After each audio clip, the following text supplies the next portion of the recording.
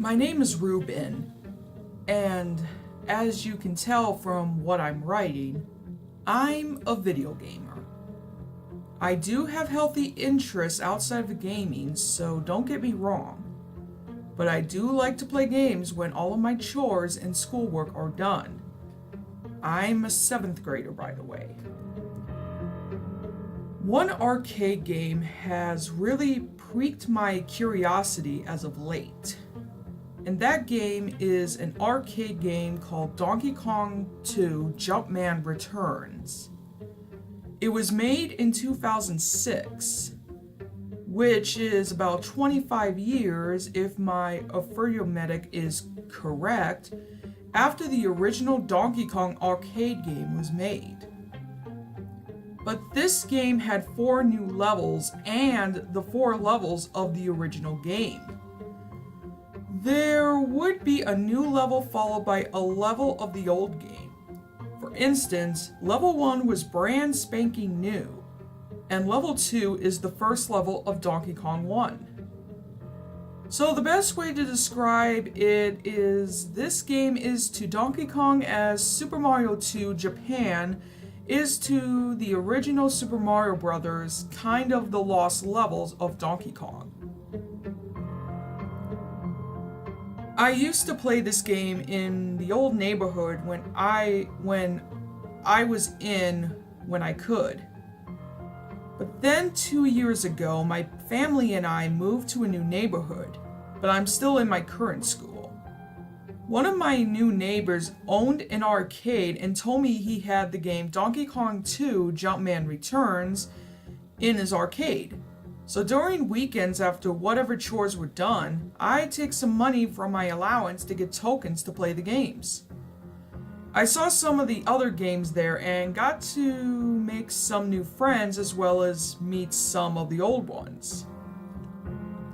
Soon, I saw the arcade cabinet of Donkey Kong 2. One gamer noticed me looking at it, and he said, "Are you sure you want to play that?" I said, "Why not?" He replied, "Well, it is playable, but it's kind of, well, odd." I just shrugged and went over there anyway. I guess he called it odd because of the new levels added to the old DK1 levels.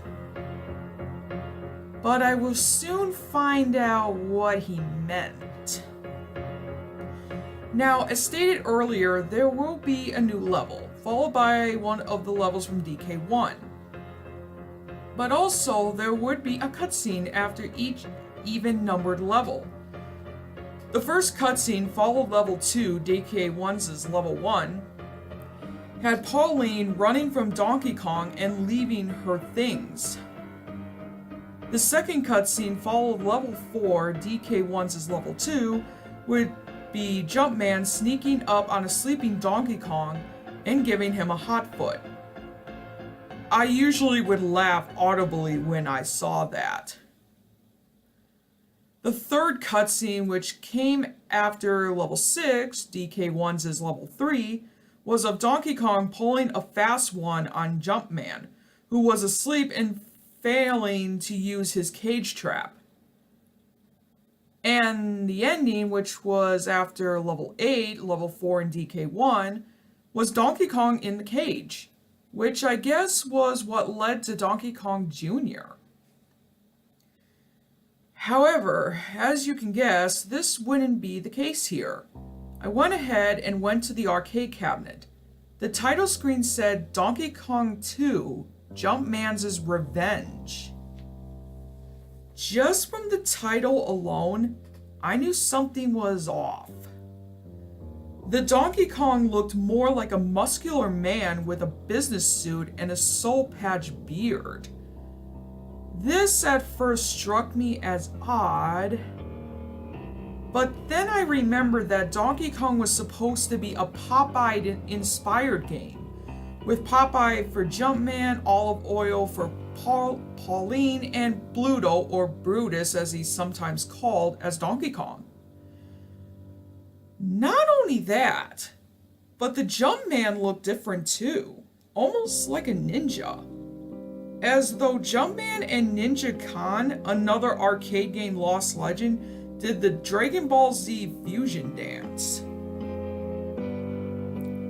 There was no music with the Donkey Kong extending the elevator.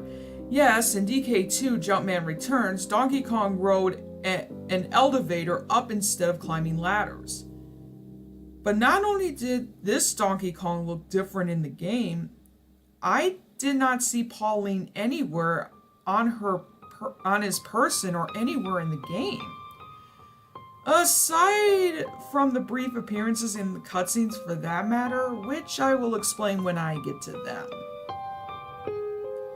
Level 1 of DK2 normally had fire pits at the very bottom, followed by some platforms carried by wires and a lone fireball guarding Donkey Kong and the captive Pauline.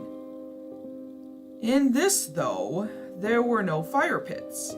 The gaps were covered up so the floor was uniformed, and the platforms were still so I can leap carefully from one to another.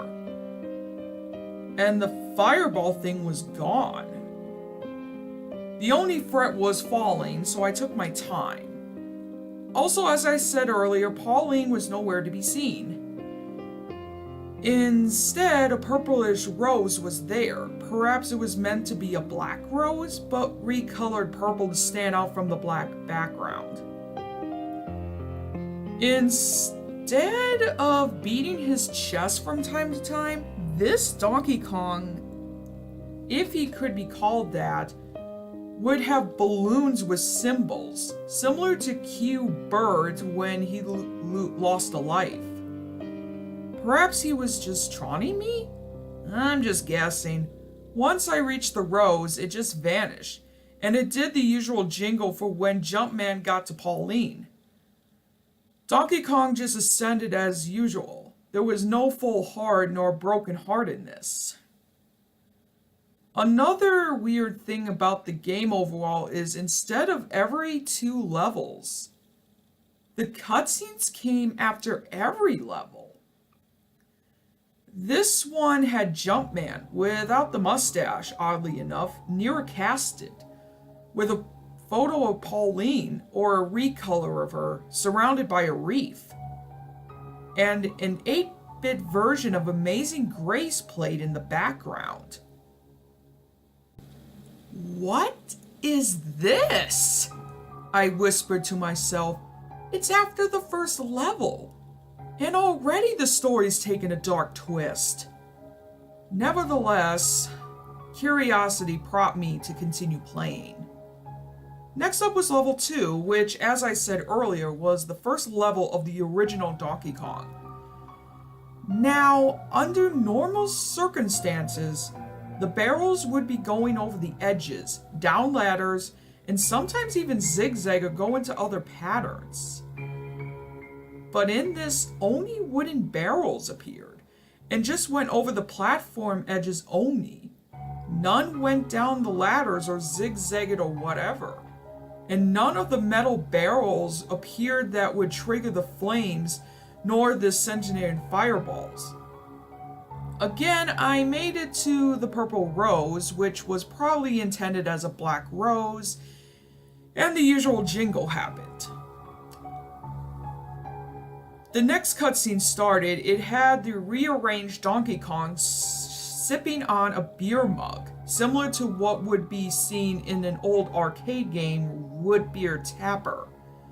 He then showed the gleeful look and a balloon showing the recolored Pauline, followed by a red X over her. The mustache-less Jumpman soon showed a balloon with what I assume is a pinched nerve, like the kind you see in the anime of a character getting really angry. I was starting to wonder if whoever made this version of the game made it easy on purpose to tell a macabre story. But again, my curiosity pushed me further. The third level, the second of the new levels, usually had two blue flame-tipped towers and an elevator going up and down alternately, and the usual living fireballs. To beat this level, you'd have to remove some blocks similar to how you will remove the rivets in the final level of the original Donkey Kong. And after you do that, the flames would go out and you can jump safely to the top of the middle tower to save Pauline. Only for Donkey Kong to stomp the tip you over and snag Pauline again. In this though, the center and fireballs are gone. It was just a matter of timing your jumps to and from the elevator and removing the rivets. Once that was done, I picked up the usual purple/black rose. Donkey Kong didn't do that stomp move though. The next cutscene took place. The no-mustache Jumpman sat at a desk with what appeared to be a blueprint near it. A balloon with a devilish evil smiley appeared, followed by an 8-bit rendition of the classic tone Misterioso Pizzicato. You know, the one song often used as a stock theme for evil plotting. The fourth level came out. Normally this would be the second Donkey Kong 1 level, which is the cement pan area, often mistakenly called the Pie Factory level. But this time there were no cement tins, only the burning oil drum and the conveyor belts, as well as the Virian ladders. It was just a matter of taking my time, waiting for Donkey Kong to get out of the way and reach the purple rose that Pauline would usually be at. The next cutscene following this time had the Jumpman spinning into his Ninja Can Equest Ninja outfit, followed by what seemed to be an 8-bit dramatic Asian jingle. At least this explained the outfit this Jumpman was wearing. But why? That's what I wanted to find out. The fifth level, the third of the new levels, had, under normal circumstances, conveyors on the first 3 floors, which you have to dodge, the Springer things you have to dodge in the third level of Donkey Kong 1, as well as the cement pies. Higher up on the floors were the cement flames and a scale-like pair of platforms.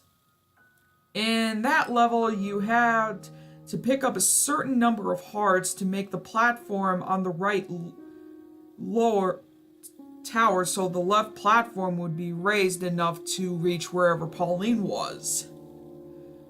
Well, in this, there were none of the dangers, and instead of hearts, you have to pick up toony-looking skulls. They looked almost like the skull wrap in Super Mario World, had Super Mario World be in 8-bit form, fan demakes aside. So I was just careful to take my time to get the skulls so I could reach the top and get the purple rose.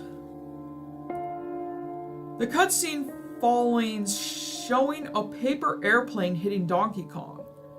Donkey Kong, or what is supposed to be Donkey Kong, was an ape rather than a bulky human, opening it up with a question mark balloon above his head.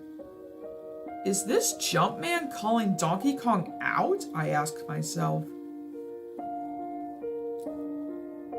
Level 6 came up, and as you may have deduced, this was the third level of Donkey Kong 1. Normally there would be a springboard thingies bouncing in cemented flames. Also, the Donkey Kong 2 version had the platforms placed slightly different. But in this, no springboards were about, and the only cemented fireball, there was one in this level, was near Donkey Kong. No patrolling the platforms between elevated rides. So I just took my time with the elevators, waited for the fireball to go away, and climb up to the purple rose. The next cutscene showed Donkey Kong jumping towards the ninja Jumpman. Jumpman jumped twice before running away, with Donkey Kong following. Perhaps Jumpman had taunted him and provoked him. Level 7 was the last of the new levels, and it was the hardest as you can guess. Aside from the gaps in the floors, there usually was one lower conveyor belt, with a dumper putter cement in the tins, and a portion of a conveyor belt higher up, which dumps cement tins into the flames. This would normally force me to take my time, but in this, the conveyor belts were still and the cement dumpers were inactivated. Thus, the only threats were the two burning oil drums aside from the one the cement fell into. There was one that was at the bottom center. I avoided those as usual and made it to the purple rose again. You may be thinking this is all too easy, and you're right. I finally figure out that whoever made this made it easy on purpose to tell the player some sort of message. And I was getting that message bit by bit. The last cutscene before the final level had Donkey Kong and Ninja Jumpman running through the construction site a brief bit. I had a brief chuckle when Ninja Jumpman had his hand out a bit and I could assume he was flipping the bird at Donkey Kong. The final level of Donkey Kong 2 was the same as the final level of Donkey Kong 1, the one where you had to remove the rivets to make Donkey Kong fall to his defeat. But in this game, Donkey Kong doesn't give up that easily. You have to jump on his hands to make him fall.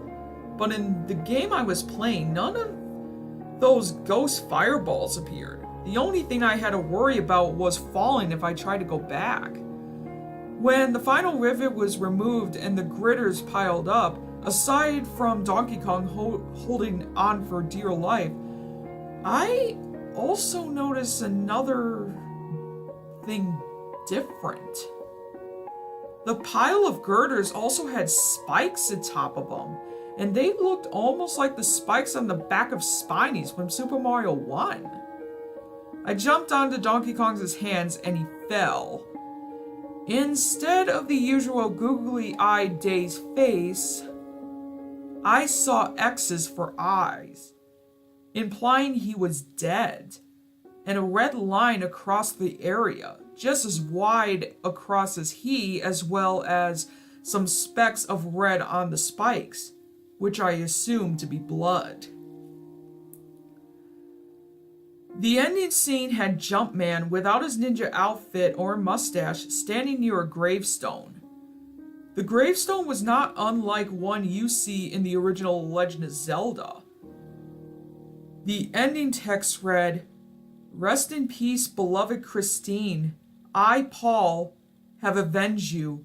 My evil father, Dirk, is dead." This was up for about 2 minutes before the title screen turned on again. Enough time to write this down on my notepad. I soon went up to the clerk at the arcade front desk and asked for the manager. The manager, who was known as Mr. G, emerged. I asked softly, "Mr. G, do you know anyone by the names of Christine, Paul, and Dirk?" Mr. G's eyes widened. He asked me, "Where did you hear these names?" I had Mr. G and the desk clerk followed me back to the arcade cabinet. I'm guessing at the time they assumed it was in working order and thought there was no problem. I played it though with them watching me, and it happened as before. I asked again if they knew anyone by those names. Mr. G then looked to the clerk and told him, "Send the game back for repairs. I think a defective game chip slipped by the manufacturers." Then he turned to me and said, "Ruben, please step into my office. I'll explain everything there." Since he was my neighbor, he knew who I was. Again, he was the one who introduced me to this arcade in the first place.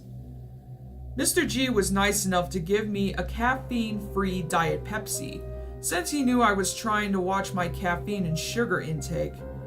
After a bit, Mr. G cleared his throat and explained. Some years ago, Ruben, before your family moved here, one of my old neighbors, Dirk, had a woman named Christine killed in an accident. As she was the daughter of a man who bullied him in his childhood. How the authorities did not reprehend him, I can only guess.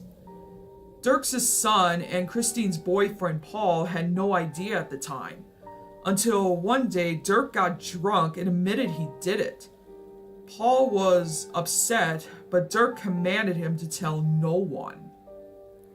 Paul was livid, but staying quiet for a while. But when I caught glimpses of him, he seemed to be delving deeper into a silent insanity. When I would pass by the house on the way home, I can see his bedroom light on. A few days later from that, Paul went missing. In his place was this red ninja person. Paul, prior to the death of Christine, would dress up as a ninja along with his friends who wore different color ninja outfits. He then threw a paper airplane at Dirk, according to the witnesses. The red ninja taunted him by making an obscure gesture at him, again as the witness said. The ninja led Dirk to a construction site, and it was twilight. Before night fully set in, the ninja went inside the main building construction and Dirk followed foolishly. Witnesses say he wandered aimlessly until he was at the top, and then the red ninja knocked him over on a pile of sharp poles, impaling him. At the time I thought, no, that can't be Paul. No matter how mad he is at his father, there is just no way he stooped to murder. Not long after the death of Dirk, Paul visited me one last time to say goodbye. As he said he had to leave town, there were rumors a month after that he might have even left the country. It was then it hit me like a monsoon. This was a makeshift confession letter. The cutscenes after the first two levels were the motive for the murder, the death of a girlfriend. The cutscenes after stages 3 and 4 showed the person forming the plot together. The cutscenes that came after stages 5, 6, and 7 were him leading his father into a trap. The stages themselves were him and his father in the construction site, the final stage being the actual killing committed, and the ending was him practically getting away with it. I've heard of people losing it over a loved one, be a pet, a sibling, or even a lover like this person's love. But I never thought it will result in this.